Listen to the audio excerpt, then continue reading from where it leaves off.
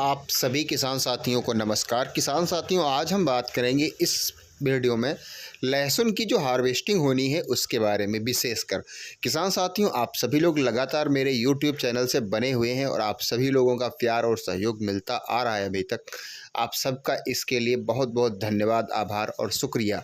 आशा और उम्मीद करता हूं आप सभी लोग लगातार मेरे YouTube चैनल और हमसे लगातार जुड़े रहेंगे और अच्छी जानकारियां हम आप सभी के लिए लाते रहेंगे। किसान साथियों, अगर आप सभी लोगों ने अभी तक मेरे YouTube चैनल को सब्सक्राइब नहीं किया है तो कृपया सब्सक्राइब कर लीजिए, बेल आइकन का बटन दबा लीजिए ताकि जिस भी फसल से संबंधित फसल कोई भी हो उसकी वीडियो मैं अपने YouTube चैनल पे अपलोड करूं, उसकी समय से जानकारी आप सभी को प्राप्त हो सके। सबसे पहले हम बात करते हैं किसान साथियों लहसुन की हार्वेस्टिंग की। हार्वेस्टिंग पे इसलिए मैं चर्चा करना चाहता हूं चूँकि किसान साथियों एकदम से हर क्षेत्र में अब हार्वेस्टिंग बिल्कुल होने ही वाली है। बहुत सी जगहों पे हार्वेस्टिंग हो चुकी है। बहुत सी वैरायटीज़ के लहसुन होते हैं। कुछ जगह पे बहुत पहले यानी कि एक महीने पहले भी हार्वेस्टिंग हो चुकी है। किसान साथियों, कोई दिक्कत नहीं है। हार्वेस्टिंग जहाँ हो चुकी है उन लोगों ने अच्छे पैसे में भी लहसुन की अपनी बिक्री भी की, भंडारण भी कर रहे हैं। लेकिन जो अभी हार्वेस्टिंग नहीं हुई है, जिन भी किसान भाइयों की लहसुन की खेतों की, उन सभी को अब खासकर ध्यान रखना है चूँकि गर्म हवाएं चलने लगी हैं और पौधा जो है वह कंद का विकास कर रहा है। ऐसी परिस्थिति में किसान साथियों, आप सभी को अपनी लहसुन की फसल की देख रेख करते रहना है। अगर किसी भी प्रकार की कोई रोग की समस्या आती है उसी परिस्थिति में आप सभी लोग स्प्रे करें, अन्यथा अब किसी भी प्रकार की कोई स्प्रे की लहसुन की फसल में ज़रूरत नहीं है।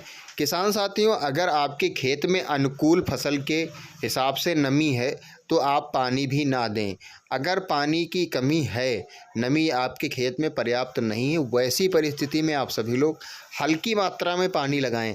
अगर ज़्यादा मात्रा में ज़्यादा जल भराव की स्थिति के हिसाब से आप सभी ने पानी अपनी लहसुन की फसल में दिया तो वहाँ पर किसान साथियों क्या होता है, कंद जो फटने लगता है, ऐसी परिस्थितियाँ उत्पन्न हो सकती हैं। साथ ही साथ कंद जो आप सभी लोग किसान साथियों जब लहसुन की हार्वेस्टिंग करने के बाद भंडारण करते हैं, इसके बाद में उसमें क्या होता है, सड़ने की स्थिति आ जाती है। कंद में कीड़े लग जाते हैं और वह कंद खोखला हो जाता है। आप सभी लोग जब कंद की कटाई के लिए रेडी होते हैं मार्केट ले जाने के लिए, वैसी परिस्थिति में आपको बहुत ही नुकसान की स्थिति झेलनी पड़ती है।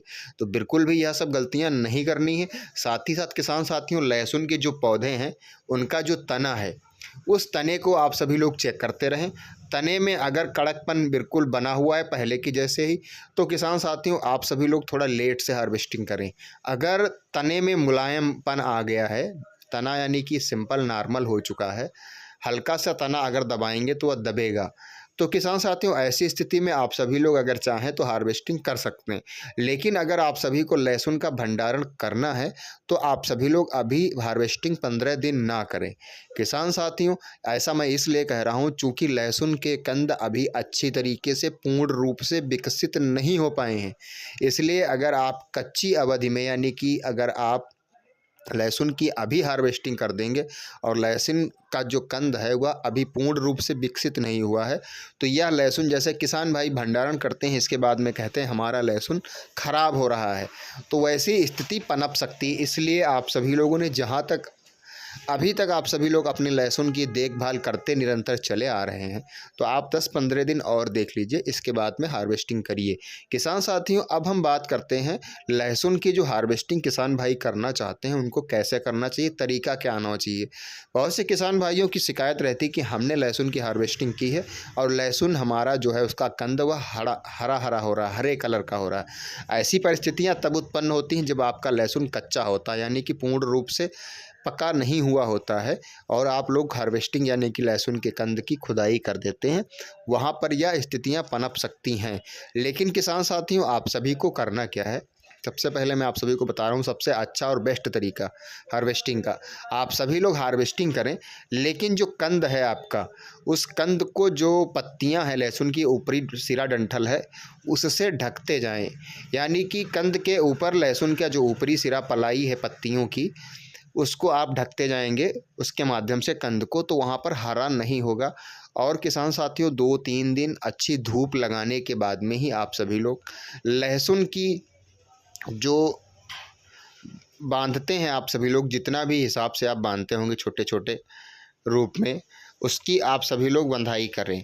पहले ही बहुत किसान भाई गलती कर देते हैं, अगर लहसुन के तने में हरापन है, लहसुन अच्छी तरीके से सूखा नहीं है और उसको एक जगह पे एकत्रित कर देते हैं, वहाँ पर किसान साथियों क्या होता है, तने में सड़न की स्थिति पैदा हो जाती है और कंद गर्म होता है, तो उसका असर सीधे लहसुन की पत्तियों के माध्यम से तने के अनुसार, यानी कि तने में होते हुए सीधे कंद पर प्रभाव डालता है। तो यह गलती आप सभी को नहीं करनी है।